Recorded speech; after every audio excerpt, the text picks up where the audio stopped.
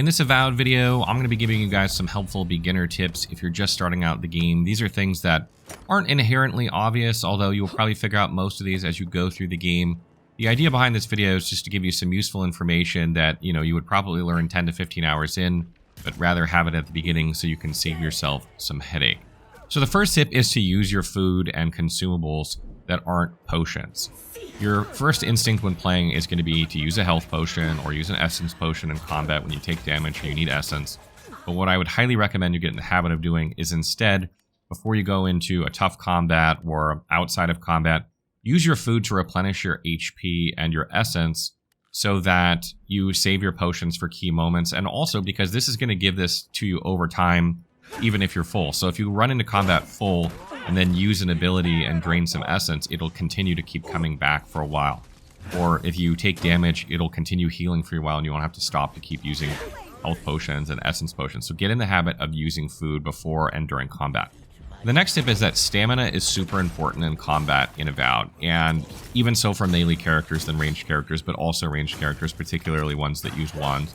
You'll often find that your DPS is limited by your stamina, that you'll just chew through your entire stamina bar by attacking as quickly as you can in a lot of cases, and then you have to wait for your stamina to recover, and you do this dance of waiting for your stamina to recover before attacking again. So the higher stamina pool you have, the more attacks you're going to be able to do before you run out, and the better stamina regeneration you have, the more attacks you're going to be able to do, constantly as your stamina regenerates. So look for items that increase your stamina. Don't neglect resolve completely. Consider putting a couple points there. Consider taking passive abilities that reduce the stamina penalty of armor. The next tip that I'll give you is that by the end of the game or middle late of the game, you're going to have enough ability points for essentially two styles of play very effectively. You could actually even go fighter, wizard, ranger, and probably still be fine by the end of the game. But if you want like uber effectiveness, you're going to be able to go either fighter, ranger, wizard, ranger, wizard, or even pure wizard if you want lots of different spells. You should plan to make a build that utilizes more than one weapon type if you're talking about like fighter ranger, like that is to say either different, like a ranged weapon and a melee weapon setup, so you can do some ranged and melee, or if you want to play melee and have some spells, or if you want to play ranged weapon and have some spells, you should plan for those kind of setups. So when you're thinking about making your character, plan for like two different styles of play to be incorporated or two different types of weapons. Also note that your godlike abilities will be acquired as you progress the game, and if you mouse over them, it will tell you in some cases why you have a godlike ability versus a different one. There are certain parts of the game where you can choose to accept a gift or not, and it will change the godlike ability that you have. So I would consider, recommending you either check on the wiki to see what these are when you get to that point, or save before you use a memory and reload and see if you can get a different one if you don't like the bonus that you got. And lastly, when it comes to combat, it seems like each zone of the game has a quality difficulty level that kind of corresponds to the equipment of the game. The first zone is usually balanced for common items, the second zone is balanced for fine, the third zone exceptional, fourth zone superb, and so on. So make sure that you're using equipment of the appropriate level in those zones and that you're not falling behind. Even if you have like a unique item that you really like, maybe you would consider upgrading it to that quality in order to be, competent in combat in that new zone that you're in. Outside of combat, there's a couple important things that I'll mention too. There are a lot of opportunities where you can lockpick a door or you can use a key, and a lot of times you won't have that key, so it's easier to just lockpick it. I would suggest looking for the key and saving your lockpicks. Usually the keys are not very far away from the doors, so spending 5 minutes can save you the lockpicks. And lockpicks are very valuable in the game, because you often will run across chests out on the landscape that need to be lockpicked, and you will go through a lot of these. So buy them every time you see them at vendors. Make sure you loot them every time you see them on corpses, and try and save them if there's another way to open a door if possible. The last thing that you want to have happen is you get somewhere far out on the landscape and you don't have any lockpicks and you have to go get some and come back.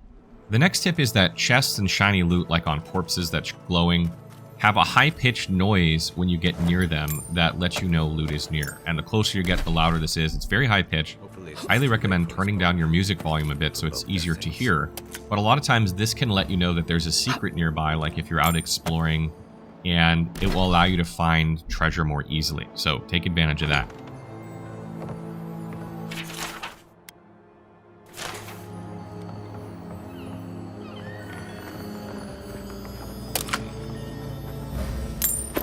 And another way that you can help deduce that there are secrets nearby or loot nearby is that you can see the corpses of enemies on your minimap with an X. So if you kill enemies and you're wondering which ones have loot, you can just do a quick look at your minimap and see where the loot is. Or maybe you're exploring a dungeon or something and you see a corpse somewhere but you can't figure out how to get to it. That usually tells you that there's some sort of secret nearby. You got to figure out how to get to it. And I will also say, look very thoroughly for secrets when you're exploring. There's lots of things hiding in plain sight, and a lot of times, if you like break through a wall and you see a chest, and you're like, oh, obviously the chest's behind the wall, that's what was hiding. Sometimes there's a lot more than that. So make sure you do a thorough job of exploring. Take your time, don't sprint through the dungeons and, you know, different ruins to explore throughout the game. Actually look everywhere in every nook and cranny, because there is loot everywhere. And if you need help with this too, we have an interactive map that has pretty much everything on it. So make sure you bookmark the interactive map. And kind of piggybacking off this a bit, I would also say make sure you read the things that are around the landscape. There are lots of things to read. Might seem like you shouldn't, but a lot of times they give you tips on where loot is or where certain things are, along with a lot of interesting lore and backstory to the game. You know, one of the big things about the Pillars of Eternity universe is its lore and story. It's all fantastic. So highly, highly recommend that you read things, particularly if you're having trouble finding certain things for like quests and things like that. And the other thing is loot everything, right? Like anything you see, pick it up. If it's food or plants or whatever, pick it up. You can use it for healing or essence later. If it's common equipment or rare and you're already on exceptional and superb equipment, pick it up anyway. Pick everything up. You can either send it to your stash if you get over encumbered and deal with it later, sell it for gold if you want, or you can deconstruct it for crafting materials in order to upgrade your gear, even if it's, you know, common or something like that.